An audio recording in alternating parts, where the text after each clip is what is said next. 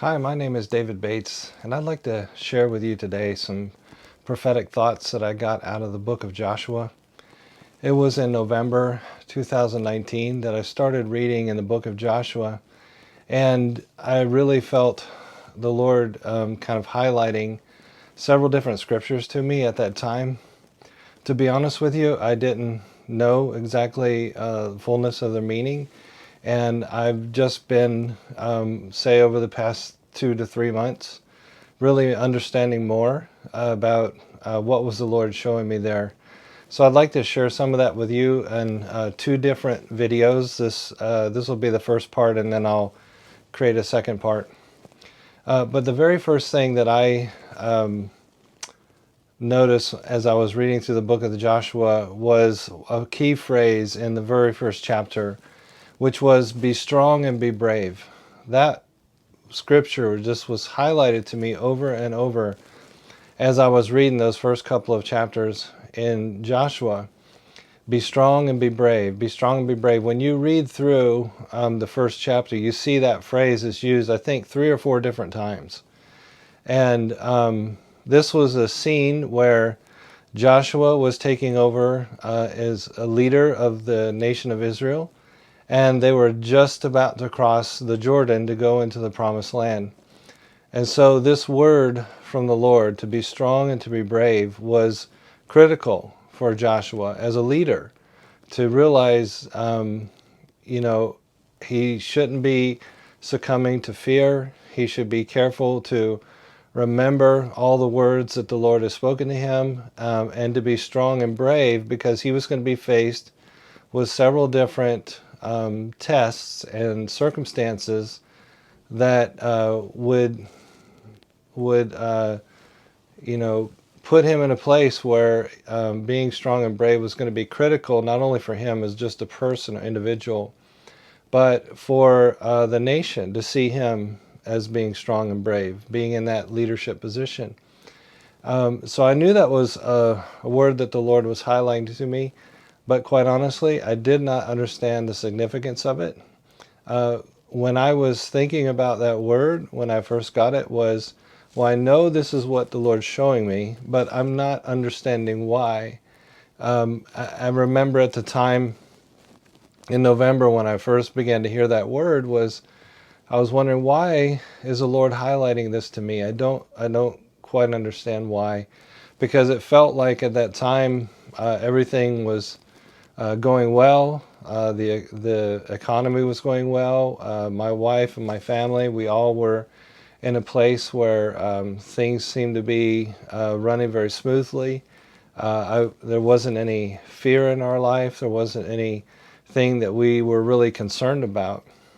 So I had to put that on the back shelf, not quite understanding why, but just knowing that was from the Lord. And of course, now as we fast forward, coming into the season that we have been in, especially in the United States since March, we've been in a place where fear has been rampant because of the the coronavirus epidemic. And so there's been so many instances where fear has gripped the heart of our country.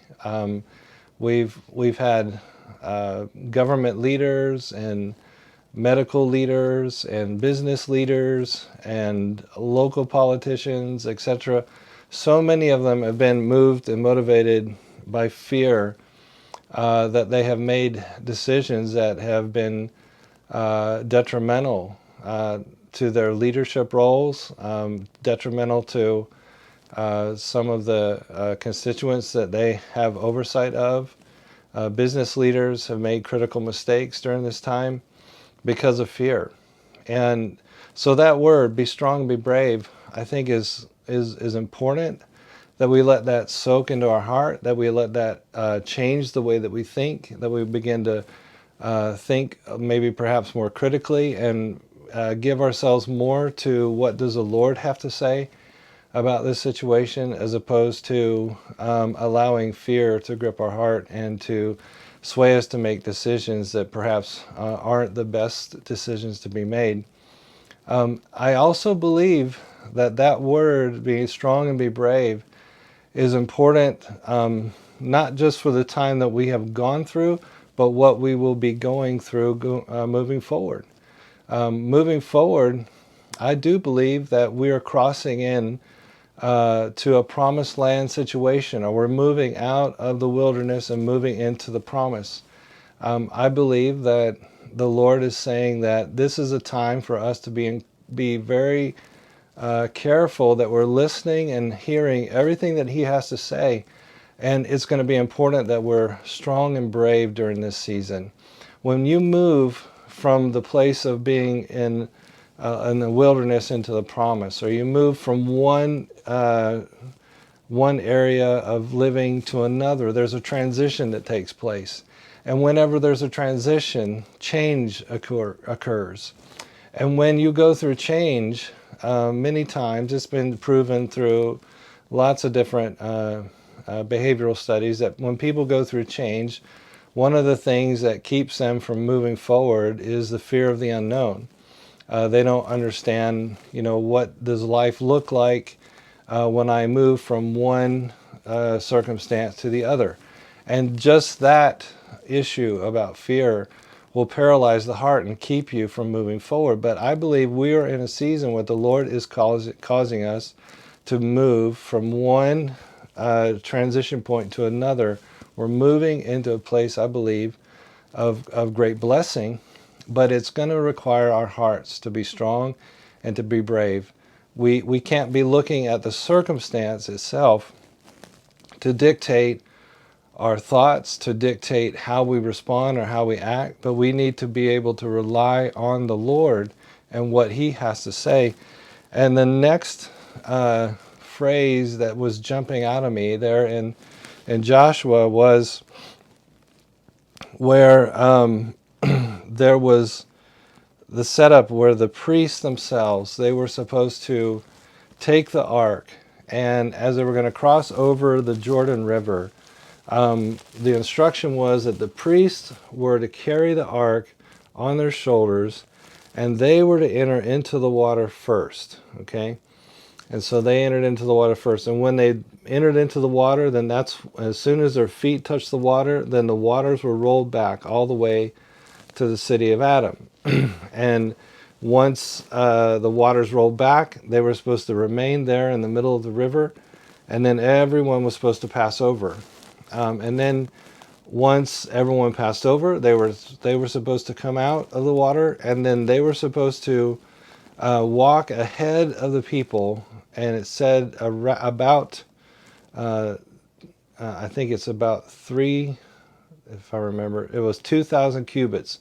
It uses the word about. It says that they were supposed to stay back about 2,000 cubits, which is about 3,000 feet, so that they could always see where the ark was going. So, because, and this is the phrase that came out that really captured my heart, and it's because you have not been this way before.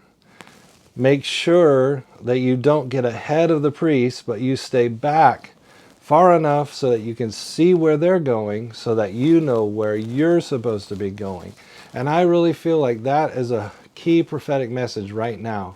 We need to, instead of jumping out and giving messages and jumping out and coming out with any sort of presumptive decision or presumptive word from what we think might be from the Lord, let's make sure that we stay back so that we have a clear view of what it is that the Lord is saying and where He's going. And I think that's really important for this season, because we've not been this way before. We've not been into the promised land before that the Lord is taking us. And so we need to be careful that we keep Him as the center of our focus, that we're watching Him, that we're marking His step, we're making certain where we're placing our feet, because the Lord has He's got a direction. He has vision for our life. He has a purpose in where He is leading us, and we need to make sure that we keep Him as the center of our focus. One of the things that I know that the Lord's been doing in many different people's lives during this crisis is He has been reorganizing and readjusting our priorities. He's helping us to get our vision centered back on Him and make Him the primary purpose of what we're doing and how we're living. The other thing that He's done is He's kind of quieted a lot of things in our lives so that we put away all the busyness and that we recenter our focus and our attention on Him, because He's got a purpose and a plan. He's doing something tremendous in our life right now, and He knows where He's leading, but it requires Him to get our attention because of the things that He is leading us and causing us to go into. The other, well, there's several words that out of Joshua that the Lord gave me, but the next one that I wanted to share with you was at this time when they were just about to cross into the land. Joshua was alone by himself, and an angel appeared before him. and Joshua saw this angel, and this angel he was a warrior angel, and he had a sword with him. And Joshua asked the angel, he said, "Are you for us or against us?" And I thought, well, that's an interesting question that Joshua asked. Well, did he know it was an angel? I don't know if he knew exactly if it was an angel, if it wasn't an angel. I kind of think he didn't exactly know at first it was an angel or not. But he asked him, "Are you for us or against us?" And then when the angel began to speak, he obviously revealed a little bit of his identity, letting him know he was from the host of heaven. And then he said this, though. He said, "Well, I'm not for you or against you. I'm neither. I'm neither of those. But I've come as a servant of the Lord." In other words, and you can read it for yourself in the book of Joshua. I think it's it's either at the end of chapter 2 or it's in chapter 3. He said, I'm neither of those, but I've come as a messenger of the Lord. And in other words, the angel's agenda was not his agenda, and it was not Joshua's agenda. In other words, I'm not for your enemy. I'm not for you, Joshua. I'm actually here because I'm for the Lord. And I think that's like so super important to remember. That our agenda should not be our own agenda. It shouldn't be just the agenda that we have of our own flesh or of our own imagination or things that we've created. And I feel like that has been one of the things that the Lord has been putting to sleep or putting to rest or putting, quieting, is all of the agendas that we have had, that we've created because of our own busyness or schedules or imaginations or for whatever other reason. And He's trying to get us to focus back on His agenda, because, when we're seeking Him and following Him, we should be putting Him at the centerpiece. He should be the one who should be promoted, as opposed to our own ideas, agendas, or our name or anything else like that. So He's bringing us to the place where He's quieting our agendas and He's getting us refocused back on His. The other thing I wanted you to see out of this too, though, was that the Lord is sending angels to help us in the things that He's about to bring to pass in our life. And He's sending angels not to help us with our agenda, but to help us with His agenda, where He's leading. And that should be super exciting to a lot of you, because the Lord is sending His host of heaven to help us accomplish all that's on His heart and everything that He wants to bring to pass during this time. The next phrase that I thought was like super critical was right before they were going to cross into the promised land. The Lord said to them this. He said, "Sanctify yourself, for tomorrow the Lord is going to do wonders among you." Sanctify yourself, because tomorrow He's going to do these wonders among you, in you, through you, with you, around you, etc. He's going to do that with you, but it requires you to get sanctified. And when you look into that word sanctified, it could be set apart. It also could mean consecrate or fill up. And I think it actually means both. That we're supposed to fill ourselves up with Him, feeding on the Lamb, feeding on His Word, feeding on His promises. And then we need to sanctify or set ourselves apart. In other words, I feel like the Lord has set this pause on the world. And only the wise, though, are going to be the ones who are going to realize what the pause is all about.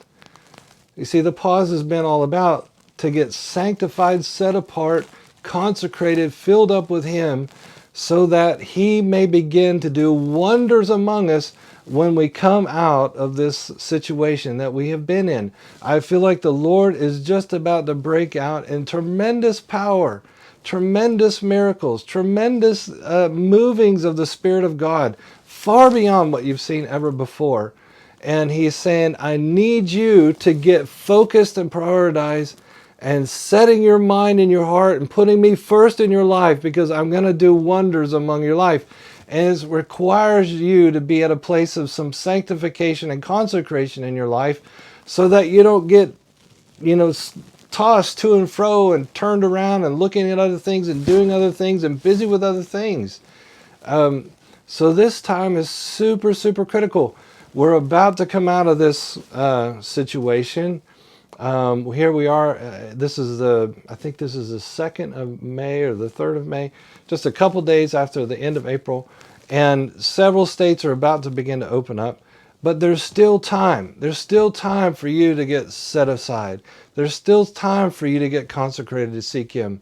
And because the Lord is about to do wonders. Now, I've heard several prophets talking about how they feel like this is a literal Passover that we're going into, and that we are about to come into a real Pentecost, which is on May 31st, where the Lord is going to pour out His Spirit in even another super abundant way that we've not known before.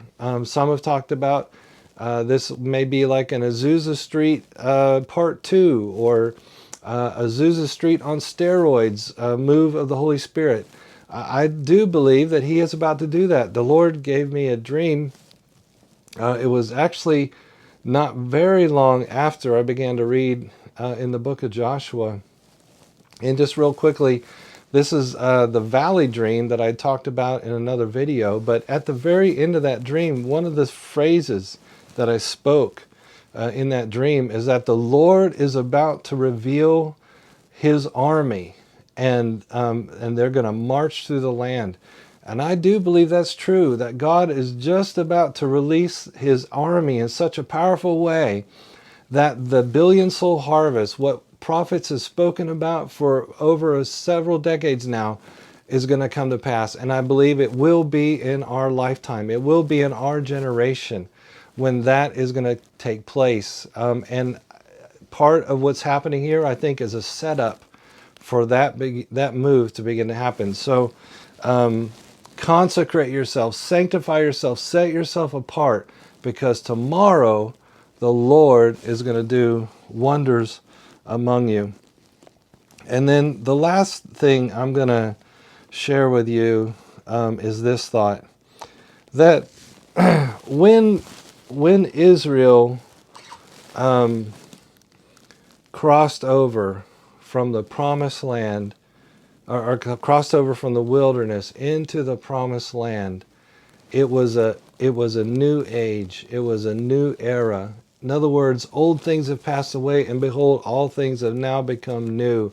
They passed over and they went into another place to dwell. And I feel like that is a word for us. We are passing into something we've not seen before. And one of the interesting things that happened when they moved out of the wilderness into the promised land, their diet changed. Okay? Their diet changed. When they were in the wilderness, they ate angels' food. They ate manna from heaven. But when they went into the promised land, The manna was no longer given every morning. Read the book of Joshua, you'll see that mark and that change, that once they crossed into the promised land, the manna no longer was given.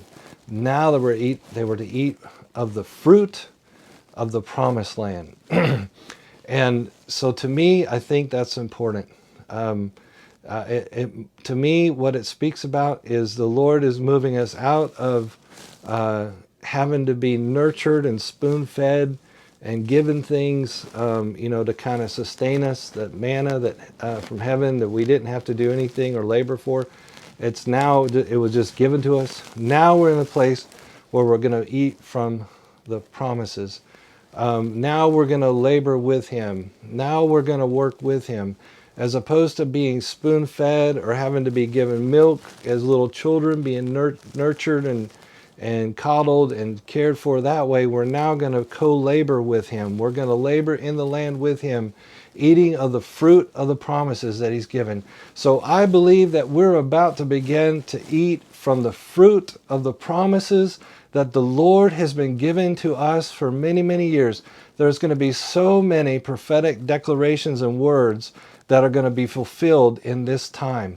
I'm declaring it now that from this moment forward, this decade is going to be a decade known as fulfillment of promises, where the Lord had been speaking for many years. Some words have been 20 and 30 years going, but you're going to see them fulfilled in this decade. Mark it down. You can bank on that. The Lord is going to cause these things to happen. We're going out of being nurtured, spoon-fed, to the place we're going to eat from the promise of the land. Now, God bless you. I'll post the second part to this. And may the Lord fulfill all of His heart and His desire towards you. In Jesus' name.